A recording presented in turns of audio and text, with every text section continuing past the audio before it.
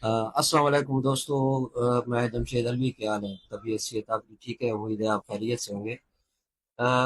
میں social media پہ دیکھ رہا تھا کہ ایک صاحب ہیں سما ٹی وی پہ چینل بیٹھے ہوئے تھے. اپنا خلیل قمر صاحب ہیں، دوسرے کوئی ساحل ادیم صاحب ہیں.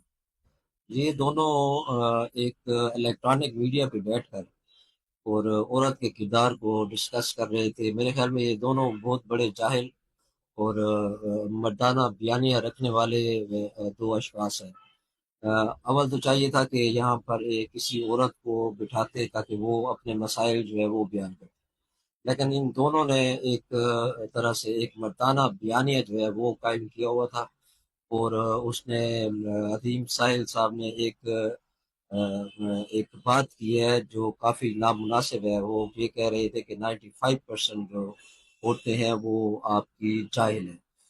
تو اس پر ایک آڈینس میں ایک لڑکی بیٹھی ہوئی تھی. اس نے ان سے یہ تقاضا بھی کیا ہے کہ آپ اس کو حذف کریں اور اس پر آپ معذرت کریں کہ آپ کس طرح کہہ رہے ہیں کہ 95% عورتیں جو ہیں وہ آپ کی وہ ہے جاہل ہیں.